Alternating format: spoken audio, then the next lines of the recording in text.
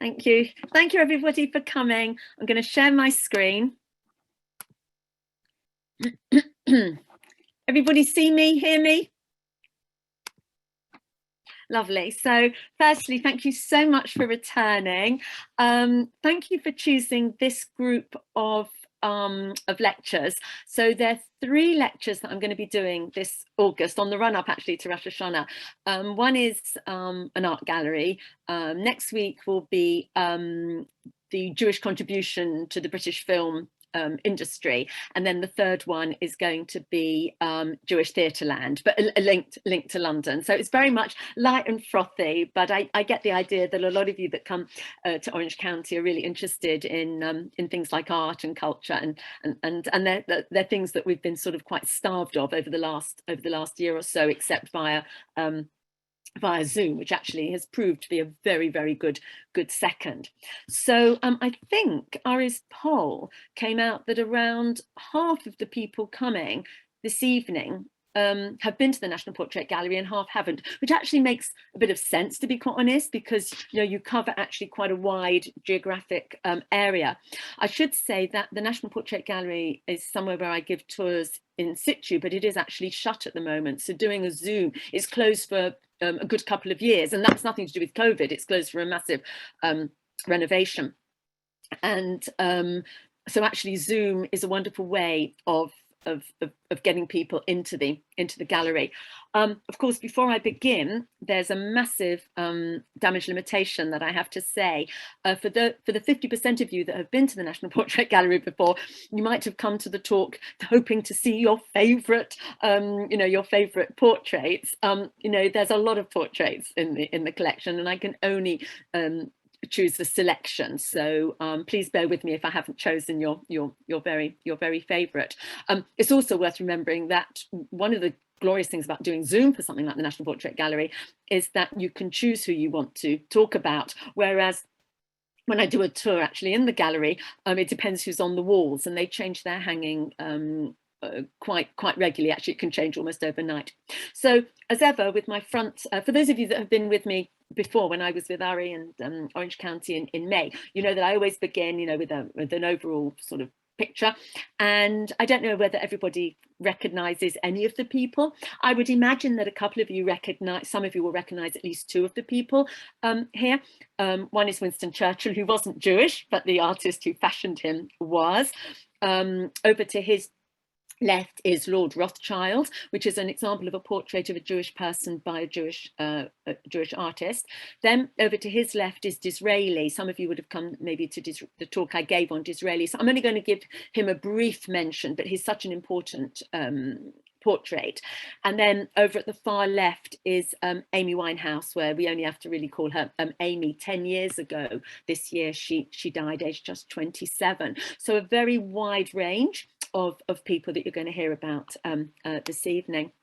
So often when people go to museums and galleries, we might just launch into the gallery. We might just say, are we going to go for an exhibition, or we want to go and see our favourite piece? And sometimes we never really give any thought to the gallery itself, or the museum itself. How did it actually come about? They don't just suddenly appear. And the National Portrait Gallery was founded in 1856, the British National Portrait Gallery. And basically, by that time, the mid-19th century, there were a number of portrait galleries in Europe, basically the great and the good, as it were, typically, I suppose, writers, statesmen, military leaders, that sort of monarchs, obviously, that sort of thing. But we didn't have anything like that in Britain. And so the government was sort of petitioned that we should have something similar. So in 1856, the National Portrait Gallery was established, and like a lot of early museums and galleries, there was no purpose-built building. It started by portraits being displayed in a private house in Great George Street, which, if anybody knows Parliament Square, near the Houses of Parliament, Westminster Abbey, was a private house there. Very, very popular very, very quickly. The first portrait was actually a portrait of William Shakespeare, known as the Chandos portrait. And so quite quickly, they realised they needed to go somewhere else.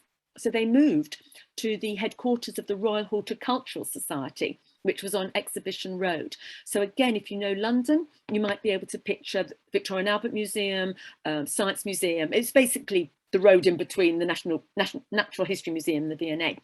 Anyway, when the Royal Horticultural Society moved, the National Portrait Gallery lost the gallery. And so they had to move again. And in 1885, the National Portrait Gallery and all the portraits moved to this building.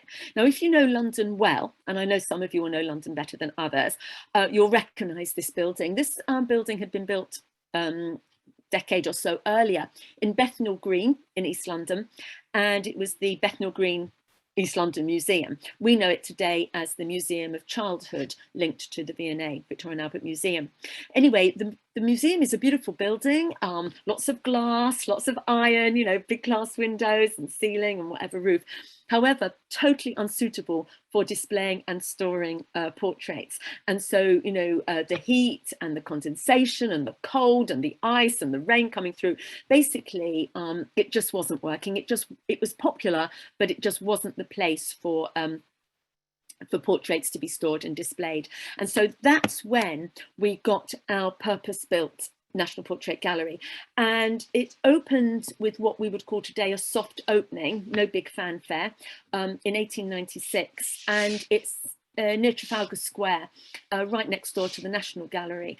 And it was on the site of an old workhouse. So again, when people go and visit the centre of London, you know, people think, oh, this is where Theatreland is and the glitz and the glamour of the West End. But actually in the late 19th century, there was a lot of poverty there, and it was a workhouse, although that was demolished for the Portrait Gallery. And despite the fact it became more and more popular, considering that the National Gallery is just around the corner, for every 3 people that go to the National Gallery nowadays, only 1 goes to the National Portrait Gallery. So it's very much the, what can I say, the poor relation of the National Gallery, which is a shame, because it's actually one of my favourite art galleries. Now, if you're going to be, how was the collection put together? The collection at the National Portrait Gallery is about history, not art. So when you go to the National Portrait Gallery, if you are very much an artist or you're particularly interested in art technique and things like that, the whole ethos of the gallery is about the stories, the people, the history. It's not about the art. So sometimes when you go to the gallery and you'll see a portrait of somebody, you might think, oh, you know, I've seen a better portrait than that, or I've seen better examples of that artist's work. That's not what it's about. The other thing that was very important at the National Portrait Gallery was that to be on the walls, you had to be dead. Now, unless you were a monarch or the consort of a monarch, otherwise you had to be dead and gone. This actually impacted very much on visitors, particularly younger generation, you know, into the last few decades, in the middle of the 20th century. You know, for young people, all they saw were people often that they'd never heard of, that didn't resonate with them. However, things were going to change, and the person that was going to make really important changes at the National Portrait Gallery was this gentleman, Roy Strong, later Sir Roy Strong.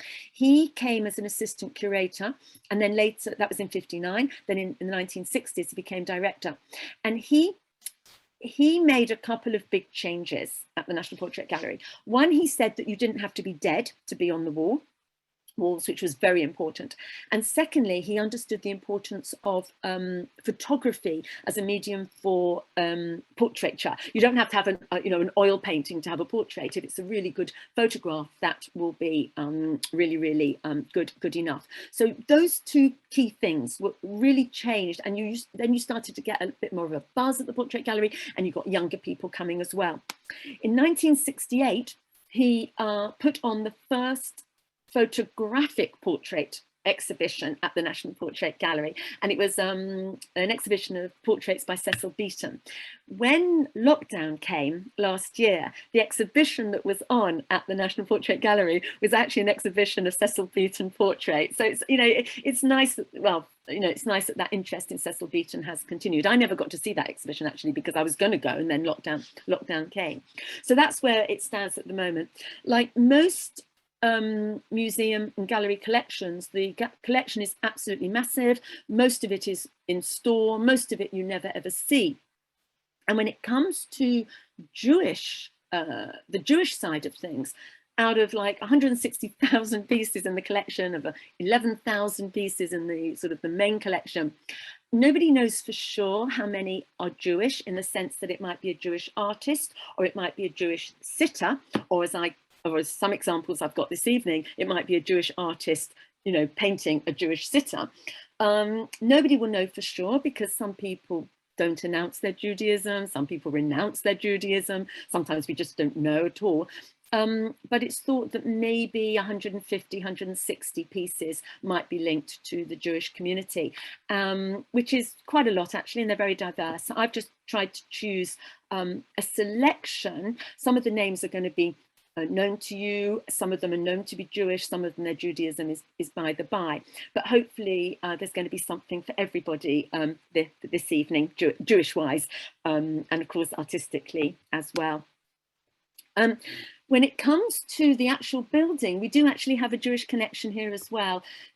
As I said, the building that we know, the main building was opened in 1896, but very, very quickly the building was too small for the number of visitors and for the collection, you know, lots of gifts, lots of donations, lots of acquisitions. So in 1933, on the site of a barracks in the area, the Devine Wing was opened, and it was opened in 1933. At the top is a painting by John Lavery. John Lavery is not Jewish, but he's a very, very well-known British artist.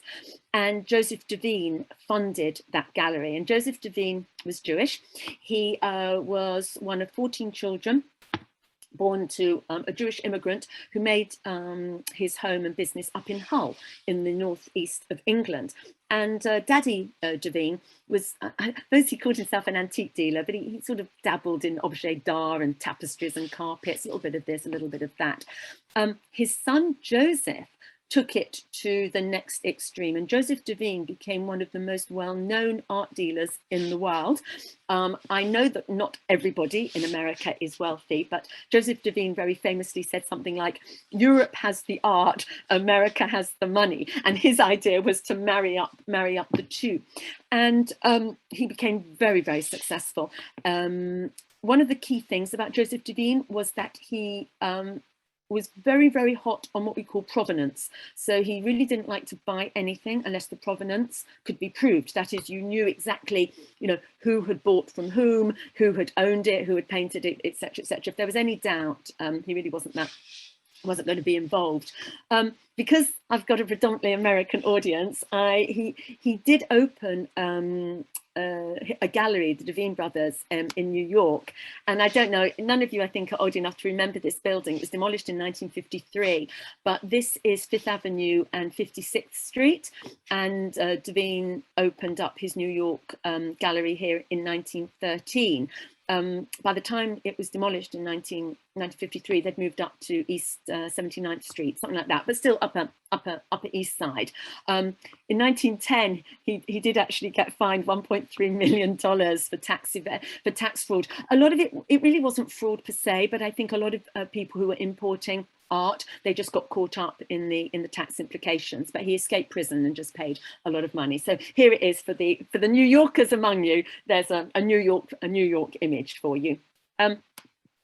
In London, the Devine name is known throughout the art world, particularly for gallery goers.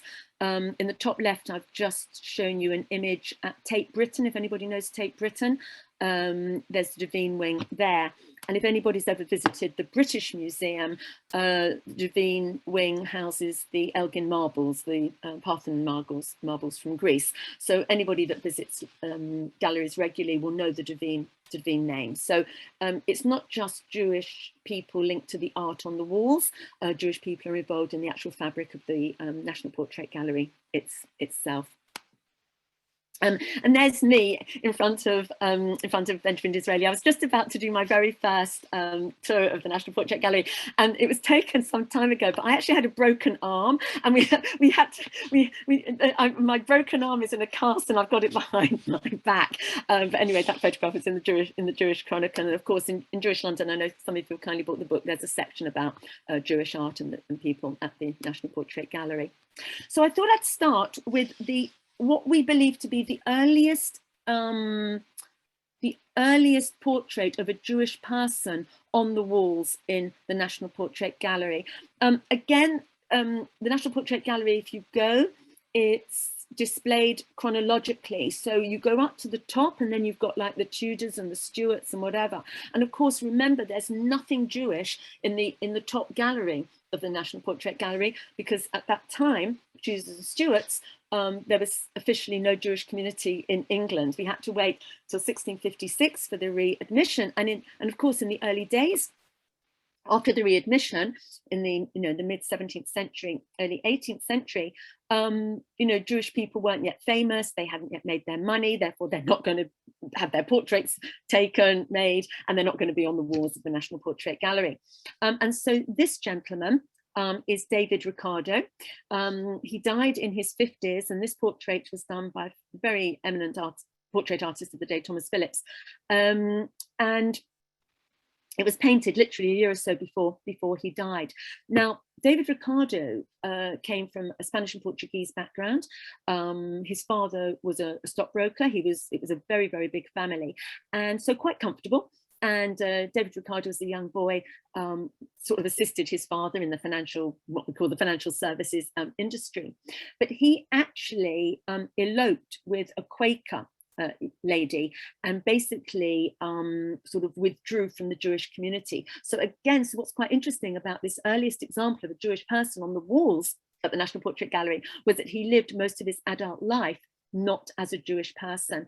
And at that time, in the 1700s, a lot of Jewish people did withdraw from the Jewish community, because if they had ambitions in the professions, that is what they had to do, because as a Jewish person, lots and lots of careers were closed to them. Anyway, he eloped, his family disowned him, but he already, even as a young man, had made a number of contacts in the financial world, and so he became very, very successful. And lucky him, he retired in his early 40s because he'd made enough money. And he then, a few years later, became a member of parliament. And it is actually after he retired from his financial services sort of career that he became very well known as an economist. That's really why he is well known. And there's this notion of Ricardian economics. Now, I did O-level and A-level economics. My teacher basically would gladly have had me leave the economics class. I just didn't get it. I didn't understand. I used to call it about the elasticity of goods, and he said, Rachel, it's the elasticity of demand, it's not about knicker elastic. And I just didn't get it. So the Ricardian model of economics is something to do with the comparative value of labor. For all I know, some of you are economists and you would be able to explain it much better than me, but that's really where he made his fame. And there are pro-Ricardians and anti-Ricardians economics wise.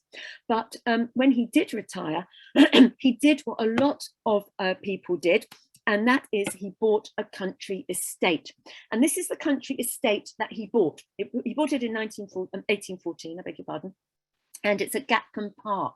Now, if I say this to a group of British people, they immediately go, oh, because in Britain, we've all heard of Gatcombe Park, because in 1976, the Queen bought this estate for her daughter, Princess Anne, who 3 years previously had married Captain Mark Phillips. And today, Gatcombe Park is still the home of Princess Anne and now her second husband, Tim Lawrence.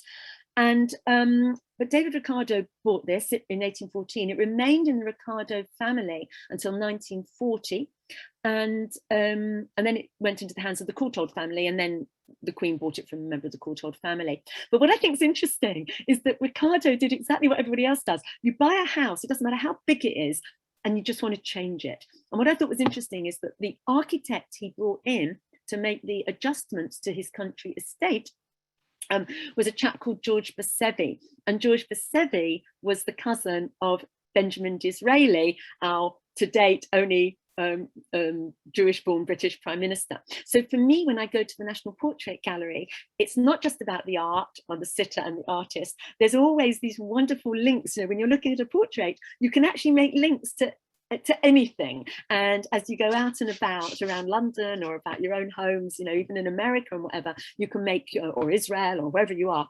you can make links. And for me, that's the glory of the National Portrait Gallery. Wonderful art, wonderful stories, but actually it's, you never know when everything's going to link up. And of course, because so many Jewish people, it took a long time for Jewish people to really integrate into British society to then be considered worthy enough to be on the walls of the National Portrait Gallery. You actually have a big jump. So when I actually do a tour in person, David Ricardo is the only Jewish person I have on the upper floor. The moment I've done David Ricardo, I then have to go downstairs. And when you go to the National Portrait Gallery, or even if you see the National Portrait Gallery like this on a Zoom, it's very much the story of Anglo Jewry and how it developed. You can actually get that feeling through the people you see. So our next room, as it were, is the industry room. I love the industry room. You can see Benjamin Disraeli through the door. Can you see that? If you go through that archway, you can see him lurking on the right-hand side. Now, the industry room always fascinated me because it's filled with portraits, and I don't recognize anybody at all, but actually the names are very well known. People like Darwin and Faraday and Jessie Boot of Boots Chemists. Until quite recently, never any women in the industry room, although that was put right a few years ago. But let's get back to our Jewish chaps. In the middle of the industry room are two statuettes. I love these statuettes. And when I'm there, I can see the the stewards watching me, because I desperately want to hug that gentleman. Can you see him there, standing there, beautifully dressed with a walking stick and that magnificent hat?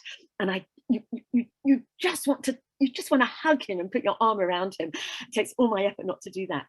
And the chap with his back to us is the son. So we've got Ludwig Mond and his son Robert Mond.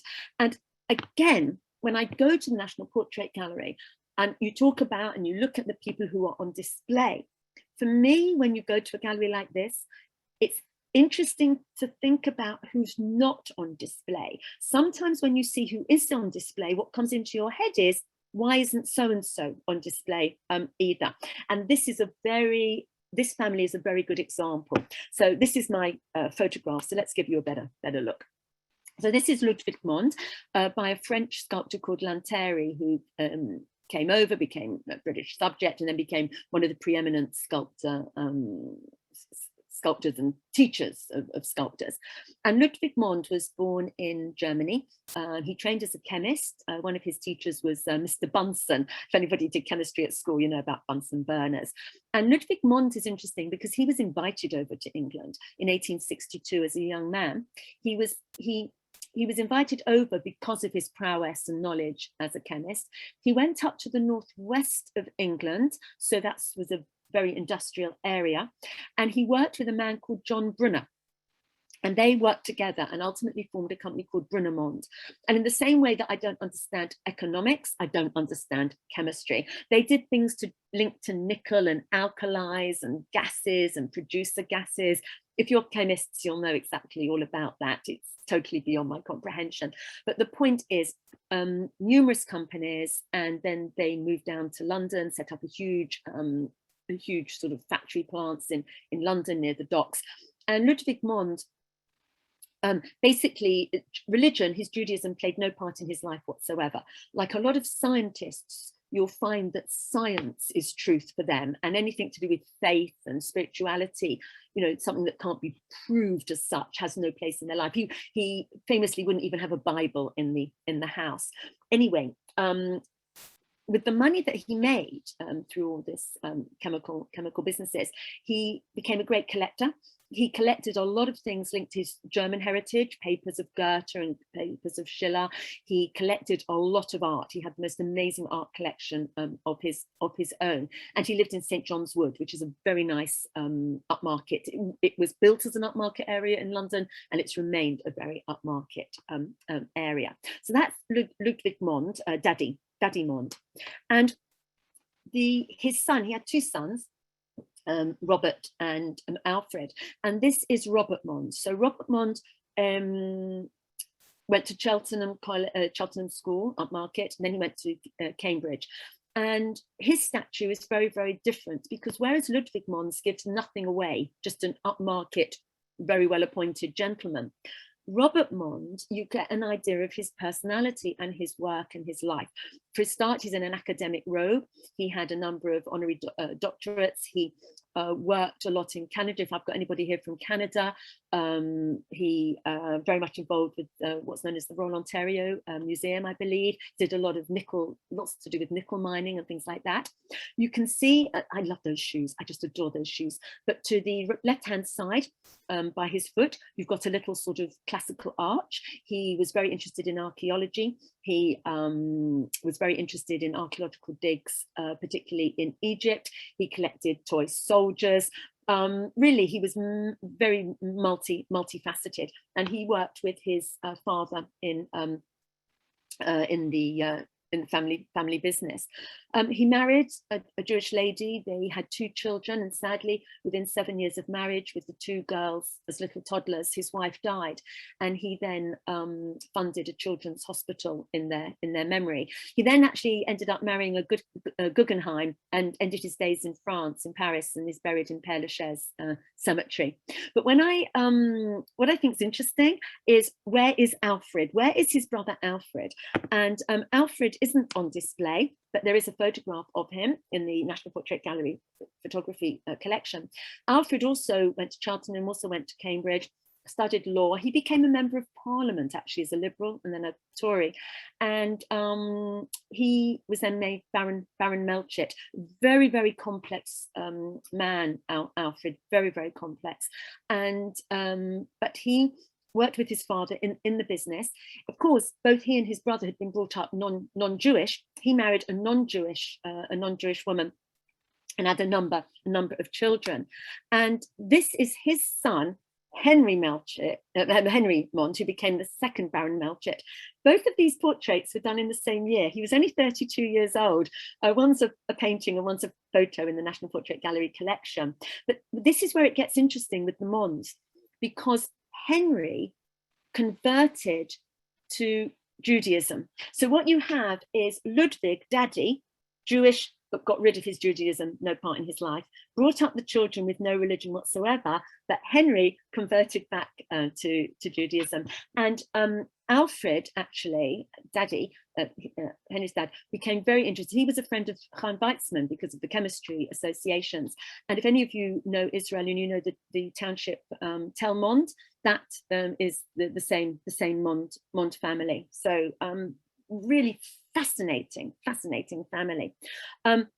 Henry married a non-Jewish woman, and he ended up in a ménage à trois because his wife fell in love with a chap called Gilbert Canaan, and they ended up as a ménage à trois. They lived in London, and they commissioned this piece. It's called Scandal, for their household. I just think it's interesting the different how portraits can lead you to the most amazing pieces of art. I love this piece of art.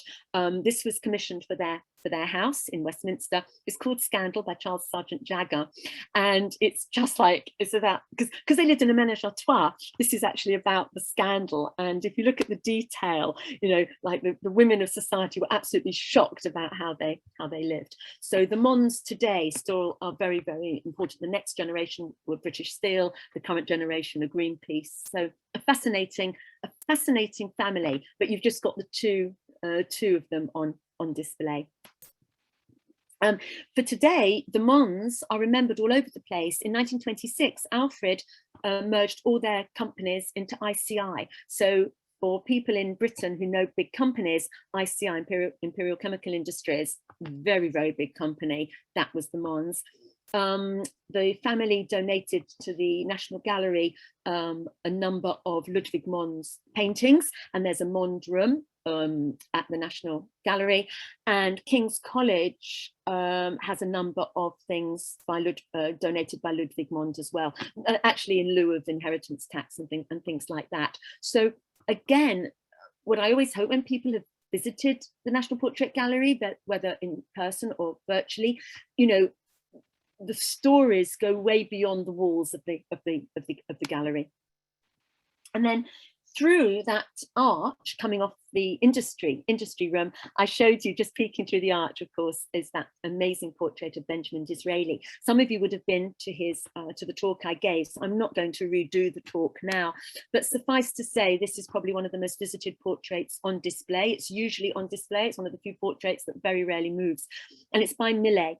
And of course, Millet, considered to be one of the most precociously talented artists of his generation, one of the founders of the Pre-Raphaelite movement in 1848.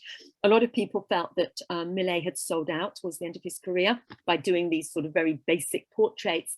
But this portrait is important. It's Disraeli right at the end of his life, 1881. It wasn't completed before he died that same year, and Queen Victoria asked that it should be completed. And Disraeli, of course, one of the most famous prime ministers in British history, and as I mentioned right at the beginning, famous for being, to date, the only Jewish-born British prime minister, because of course he was baptized as a Christian when he was 12 and a half, and so as technically a Christian, he was able to enter Parliament in 1837 because he could take the oath on the true faith of a Christian. And the rest, they say, is history. He became Chancellor of the Exchequer 3 times and Prime Minister twice. And of course, you know, he's my darling Dizzy. And to a very different Jewish chap, this is a photograph in the National Portrait Gallery collection of Mark Gertler. So this is our first artist, Jewish artist. Mark Gertler was born in the Jewish East End to Galician immigrant parents. And, well, what can you say? The photograph was taken by his friend, Lady Ottilie Morel, when he was in his early 20s. Gertler was again precociously talented. His talent was recognized as a young boy, and he was funded by something called the Jewish Educational Aid Society, which basically funded young Jewish people who couldn't afford to go to art school. And he was funded to go to Slade School of Art, where he fell in with another group of artists at the same time. And they became known as the Coster Boys, where they sort of dressed up as costermongers with cloth caps and corduroy trousers and whatever. And although he was known to be very intense and very talented, it probably sowed the seeds of a lot of the disquiet of the rest of his life, because he wasn't a well chap. I suppose we'd call him sickly. Later he suffered from TB. But he found that by moving from the East End to the fringes of the Bloomsbury set, he found that he never really didn't fit in anywhere. So he didn't fit in anymore with the Jewish East End and his Jewish friends, because he'd moved from that milieu. But he didn't really fit totally with the Bloomsbury set, and he fell in love with Dora Carrington, but she was in love with Lytton Strachey, you know, and his life was pretty much disastrous in many ways, and he was slightly depressive. But he found a mentor and supporter and patron in Lady Ottilie Morel. This is a portrait by Augustus John of Lady Ottilie Morel, a socialite who ran a salon. She had an open marriage with her husband Philip Morel. They both had affairs with men and women.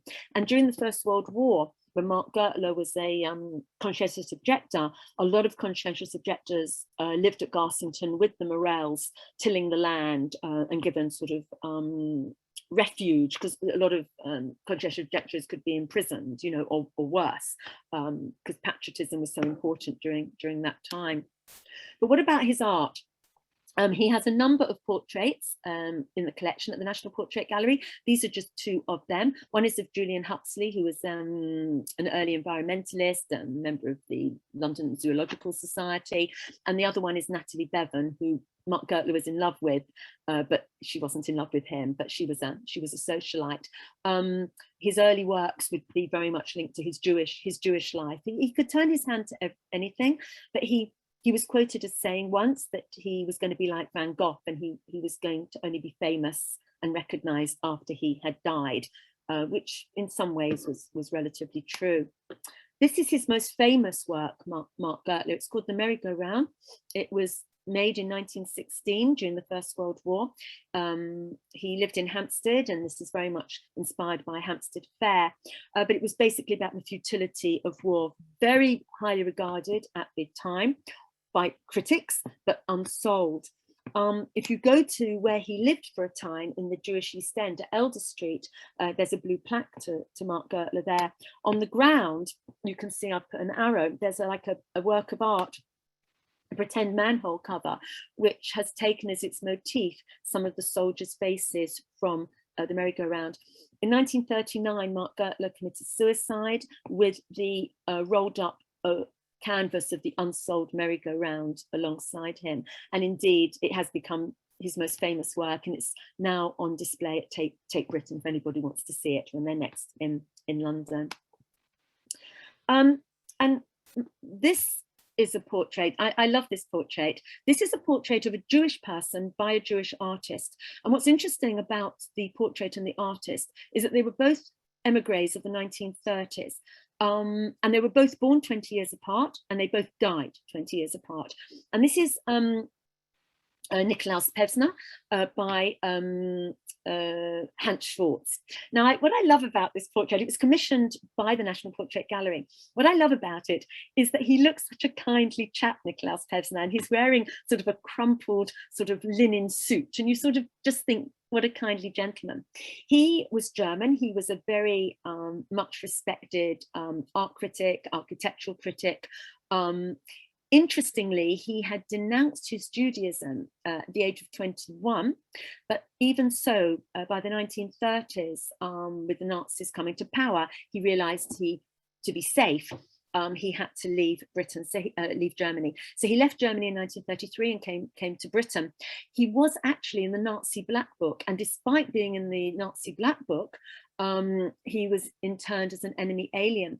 But because he was already quite well known in the architectural world, people in the architectural world and the design world petitioned for his release from the internment camp. And he worked during the Second World War. He became a lecturer. He wrote books. He broadcast, and he felt that in Britain we didn't appreciate architecture enough, and we didn't teach it properly.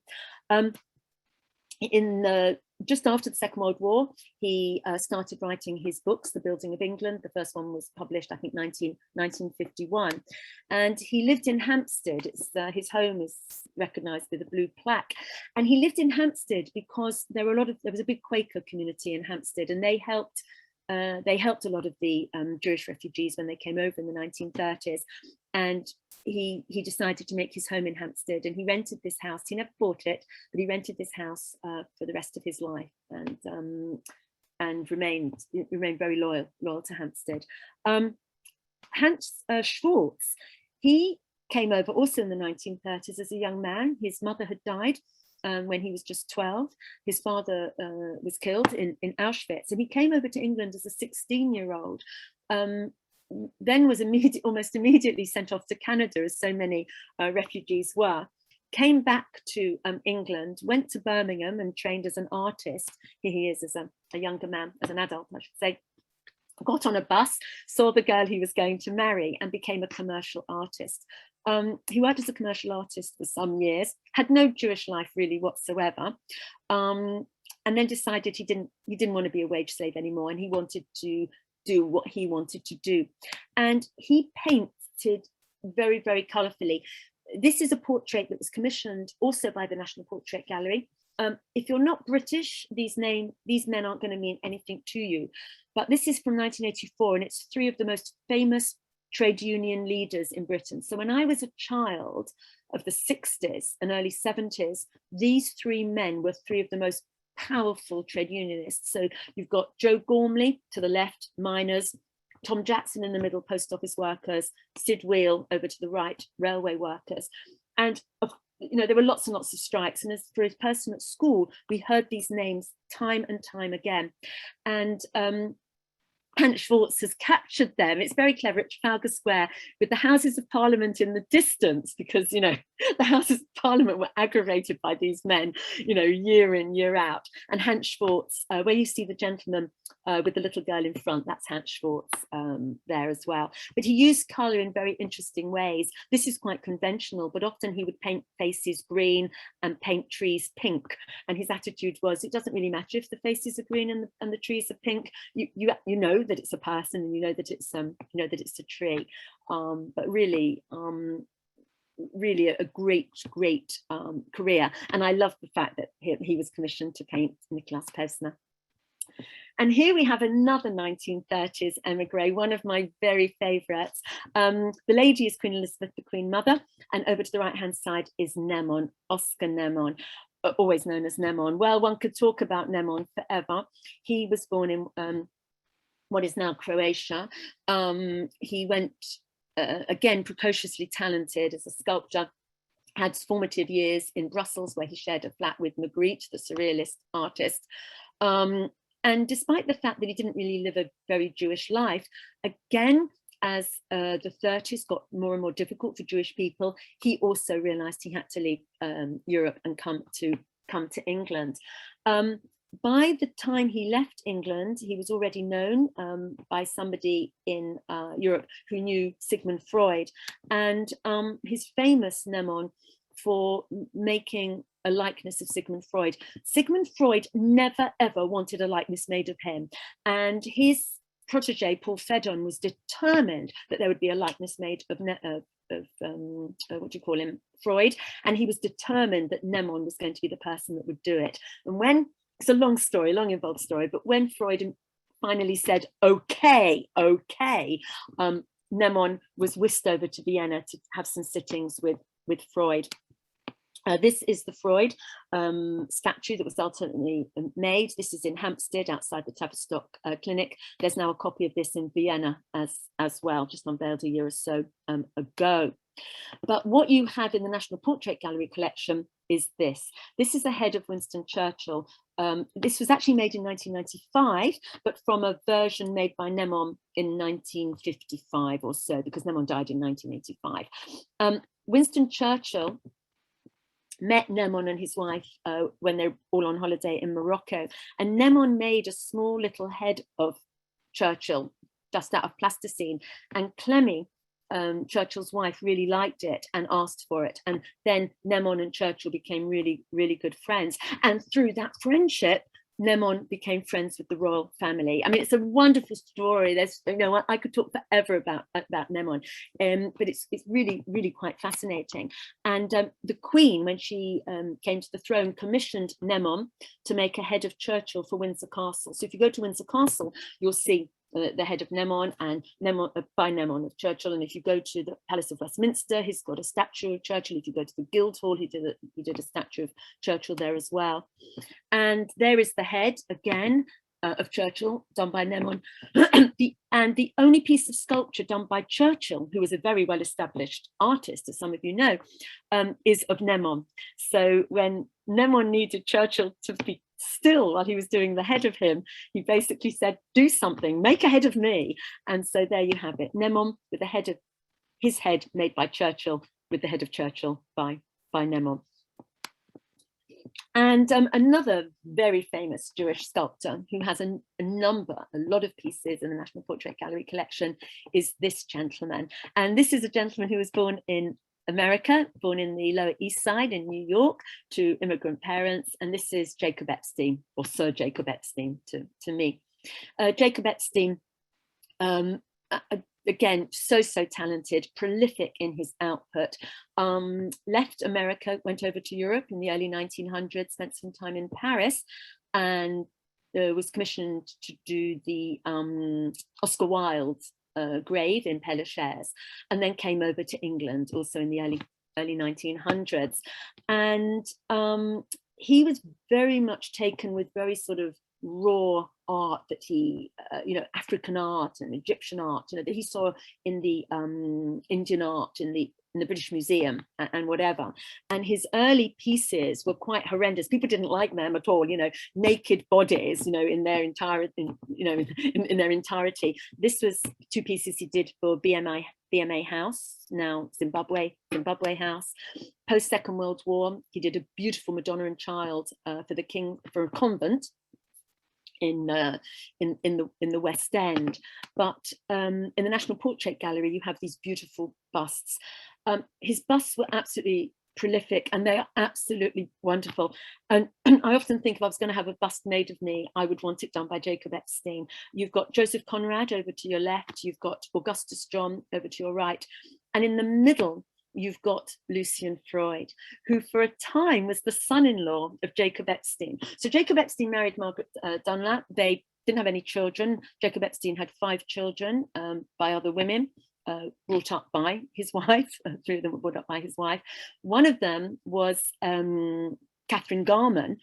And with Catherine Garman, he had a daughter, Kitty. And Kitty Garman was a wife of Lucian Freud. So Lucian Freud was Jacob Epstein's son-in-law for a while.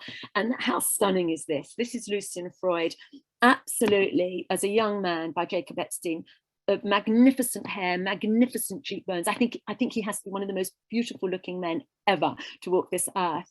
And of course, Lucian Freud was the grandson of Sigmund Freud, who you saw a photograph of just recently. So you get these wonderful links when you're least expecting them. So excuse me. And Lucian Freud came over to Britain as a refugee in 1933 with his father Ernst, son of Sigmund Freud. In the National Portrait Gallery, Lucian Freud became an artist, very, very talented, known really for his big, naked, huge women, which is very unfair because he did some beautiful, beautiful portraits, particularly of his mother, when his mother was elderly and dying. And this is Caroline Blackwood, who was his second wife, and they eloped when she was about 19 or 20. And this is Girl in a Bed, painted when they were in Paris, because they eloped to Paris. So you get the stories of some of the artists' lives, by looking at the portraits that are on display there. This was how these were very much indicative of his early works, with big foreheads, big eyes, but really, really quite beautiful. Here he is, a photograph of him, just because I think he's gorgeous. And interestingly, Lucian Freud, he had an art collection of his own, and he bought in the early 2000s The Italian Girl, also known as The Woman with the Yellow Sleeve, by Corot. And he died in 2011, but he left in his will the Corot to the National Gallery, and he left it to the National Gallery as a thank you to Britain for giving his family refuge when they came over in 1933. So it's very, very interesting, because Lucian Freud didn't live a Jewish life at all. But when it came to the crux, when it came to near his death, he remembered, or he never had forgotten, that his family had been given refuge, and he wanted to say thank you to Britain, and he did it by giving this amazing painting by Corot. On display in the National Portrait Gallery is often this portrait. This is Lord Rothschild, the 4th Lord Rothschild, Jacob Rothschild, by Lucian Freud. Now, I worked for Lord Rothschild for 10.5 years, and I remember this portrait being made. It was done in 1989, and the story was that Lord Rothschild's wife would not allow it in the house. She didn't like it at all. I have to say, it's actually a really good likeness of Lord Rothschild. He did always look a little bit disheveled and down at heel. He is fully dressed, which for a Freud portrait is quite helpful. And like most of Lucian Freud's portraits, it's not named. So his wife was Girl in a Bed. This is Man in a Chair. And Lucian Freud's, a lot of his portraits that he did would be Man in a Chair. So if you're going to buy Lucian Freud and you want to buy Man in a Chair, make sure it's the right man in a chair, because you might find you bought the wrong one. So anyway, this is Jacob Rothschild, the current Lord Rothschild. And what can you say about him? I have the utmost respect for him. He fires at the top of every single cylinder. This is just a montage of the things he's involved in. At the top, the three pictures are of Spencer House, which he took the lease on and refurbished. It's where I worked for a few years, and he redid the fine rooms to the highest of quality. In the middle, in the centre and over to the left, you've got Somerset House, which he was at the forefront of the project to bring that open to the public. And over to the far left is Arthur Gilbert of the Gilbert collection. And I'm sure particularly those of you in California will know of Arthur Gilbert and his collection, and Lord Rothschild was instrumental in getting that collection over to Britain. Over to the right-hand side in the middle is the National Gallery. He helped fund renovations there. In the bottom left-hand corner is Waddesdon Manor, which he was left by his auntie Dorothy de Rothschild in 1988. And in the bottom, in the center, is the Order of Merit. The Order of Merit is the greatest gift that anybody can be given in Britain. It's in the gift of the monarch. Only 24 people at any time can be Order of Merit, and Lord Rothschild was made Order of Merit in 2002. So that portrait of Lucian Freud gives nothing away of all the achievements, and in many ways that makes it a very intriguing portrait.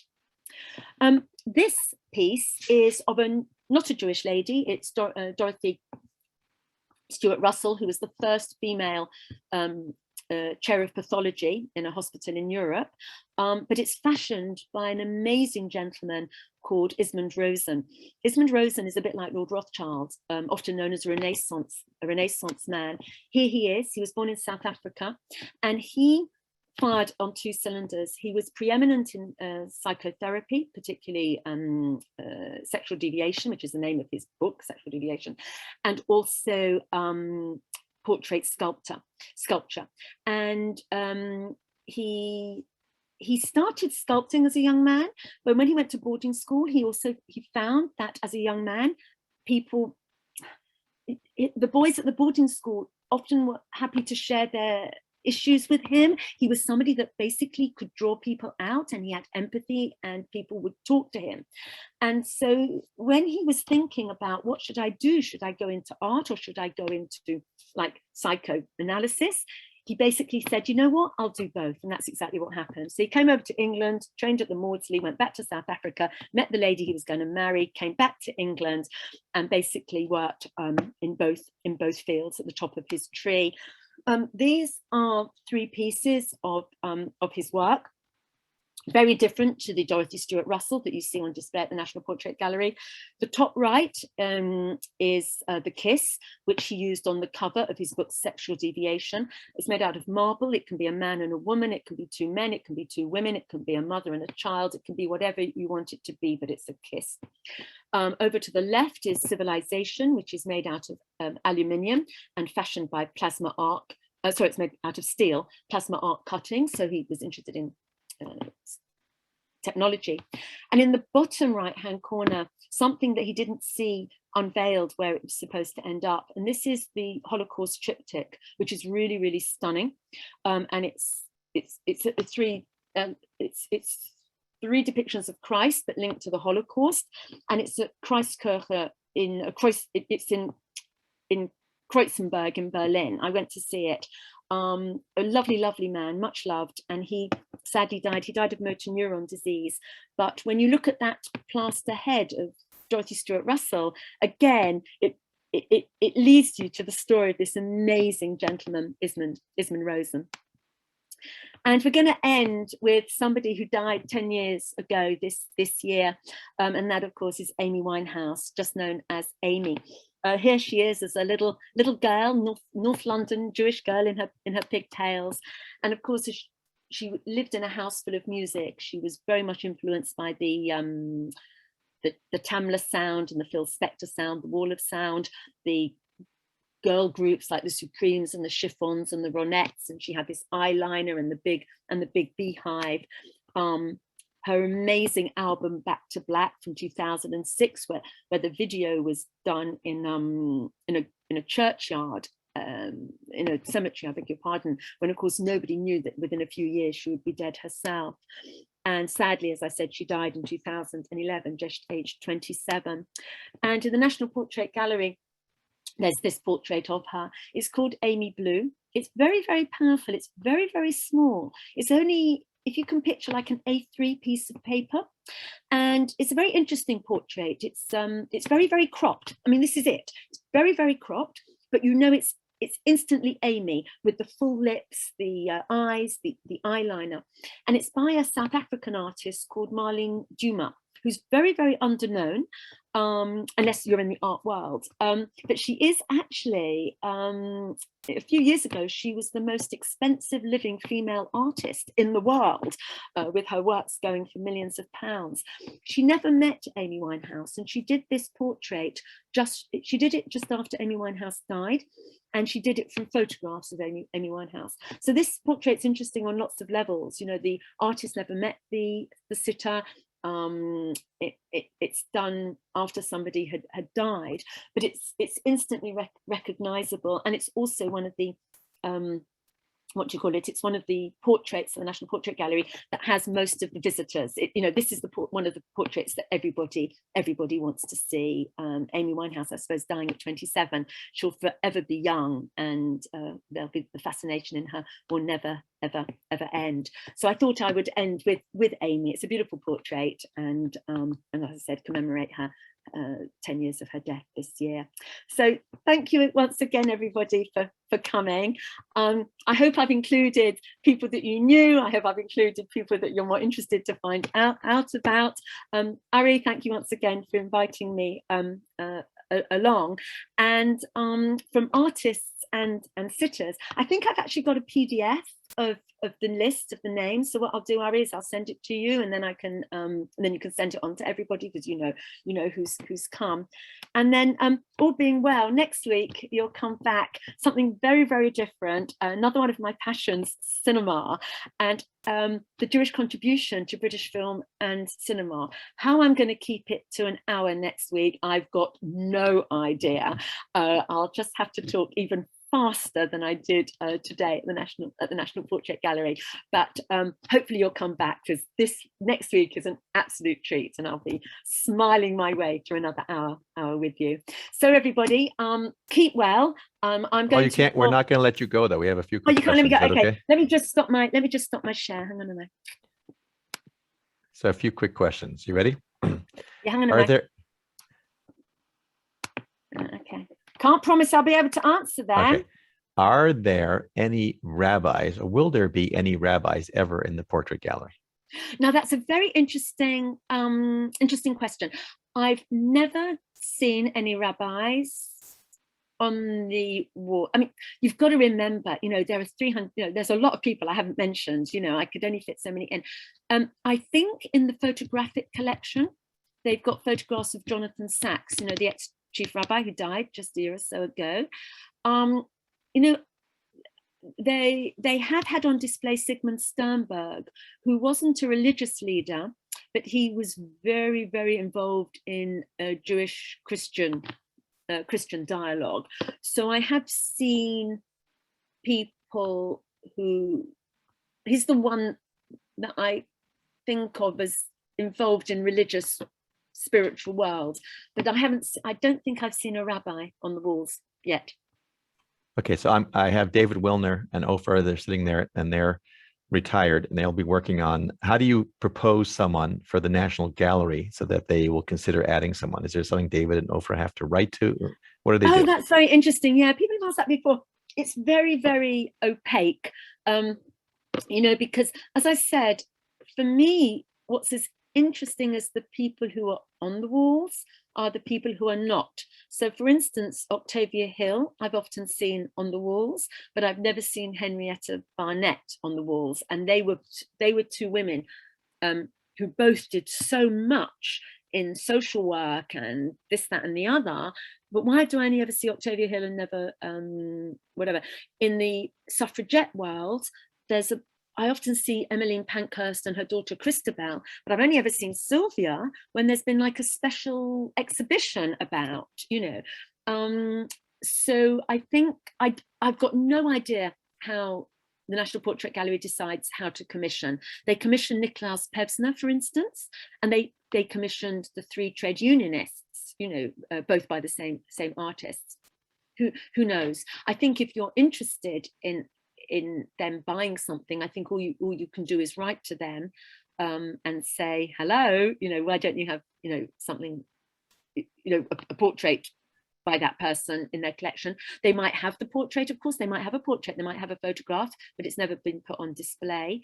Of course, you could buy one and then donate it, that they might be amenable to that. But I've asked that question of the National Portrait Gallery. There is no set way. It's all a little bit. Okay, well, I will talk to the Wilners offline. We'll get the most famous contemporary artist, and we'll choose a Jewish British person. They'll just commission them, and we'll send the art. We'll see if it shows up. Yay! Okay, so that's solved. We have a National Portrait Gallery here in the United States. Is our Have you been to it? And is ours based on yours? The Oh, concept? now that's interesting. The portrait gallery I've been to in the States is one in Washington. Is that the one you mean? Yes. Yes, I have been to it. And I also found in Washington something that we don't have in England, and that is there was a gallery of female art by female artists. Is that right? Oh my God, I loved that. I mean, I haven't been to Washington in years. Carol, it was when SLA was in Washington. That's when I probably took a couple of hours off a session, sorry. And I went to that gallery and I was bowled over by it. That's when I want to go back to. What was the question, Ari? So the question is our National Gallery here similar to yours? Is it based on the British National Gallery concept? I wouldn't know. That I wouldn't know. I'd have to we'll have to do a follow-up program. Right. Yeah, the genesis of your portrait gallery. Sorry, I don't know. We'll have to do a program like Jews in our National Portrait Gallery, and then we'll compare how many absolutely. we have. Yeah, absolutely. So Carol Ginsberg is, relatively new. I mean, but she's been here for a while. I'm going to put her on that. Carol, will you please research National Portrait Gallery, United States, Jews? Send me an email what you find, and maybe we'll do a program on that. Let's see. Another question is people want to know what cruise lines you lecture on. So if they would like, and how they would join you if how they know in advance. Well, I was going to say, it sounds a bit ridiculous to say it's all up in the air at the moment, which is a stupid thing to say, isn't it? I'm all at sea. Right. It's not up in the air. It's all up in the water. But yes. Yeah, I'm Fred Olsen. Saga, I'm debuting on Saga in November, and I'm also Cunard. So I've just got, Cunard contacted me, it comes through an agency. So I'm on Cunard at the end of this month, a couple of days after my last talk with you. Then I'm on Saga, then I'm on Fred.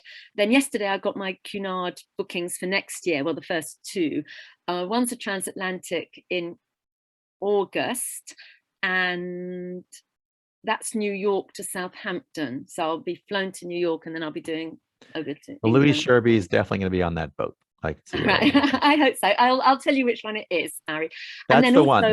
New York to Southampton. People will get you on that boat. Yeah. And then also that's an August one. And then I was also asked to do a Caribbean one, but I'm negotiating the leg of the Caribbean for them. So that's in January. So if anybody's thinking of doing, but that's from Southampton to Southampton. So again, and then I think there might be, you know what, nobody really knows what's happening about where people can get on and off. And the cruise lines are now trying to do a lot of the stuff with no flights, for the passengers for obvious reasons. And my cruise at the end of this month, I'm not getting off the ship. I mean, it's all a little bit sounds like fun.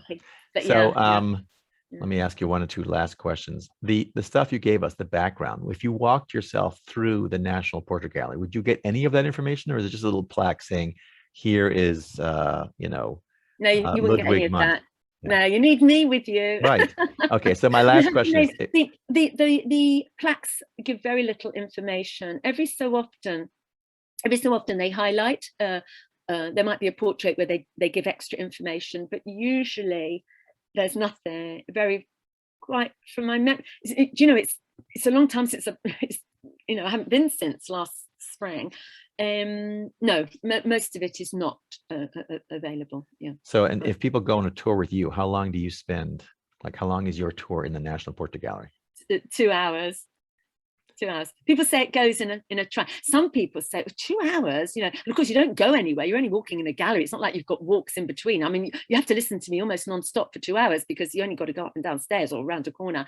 But people say the time just flies by. And for me, one of the glorious things that people say is, because a lot of people go to the National Portrait Gallery a lot. For a lot of people, it's their favorite gallery.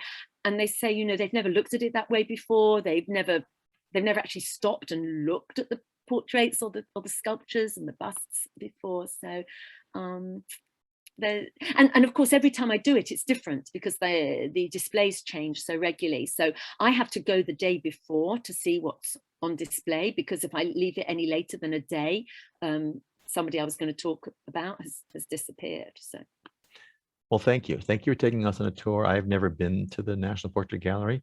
Not yet, Ari, not yet. Not yet. You made it come to life. You introduced, certainly, I would say most of us have never heard of most of the people. Some of the people we've heard of, most people we've never heard of, and the artists were amazing. And so I really appreciate the way you brought the people to life, but their artists to life. And Yes, I think Deb Schubach is definitely going there one day. Looks like maybe. I will try to find, there's so much stuff that I wrote down to share with everyone after the program. So if you share your PDF, I'll share that with some interesting articles that are out there about some of the people that we've just learned about. Oh yeah, you're going to find loads of stuff, Ari. So you know, because they're all fascinating. Every single one of them is beyond fascinating. So, well, I think so. Anyway. Okay. So thank you everybody again for joining us. And thank you everybody for coming, and just keep well, keep away from that bug. And did you see I've taken my I took the mask off my little flower. I mean, that serves me right, doesn't it? You'll be putting it back on in about 2 weeks. 2 weeks. Okay. I mean, hopefully not, but I think that's basically. We'll see. We'll see. I'll see what Jeff Kaufman has to say about it, but I think that. Oh yeah. Celebrate. I await with interest. Yay. Yeah. Okay. Everyone, be safe. Nice to see you, and nice having. I see Marion in Israel. Hi, Marion. Sorry, it's all very random who comes up. Oh, thank you, everybody. Thank you. See you next week, I hope. Okay. Bye. Bye.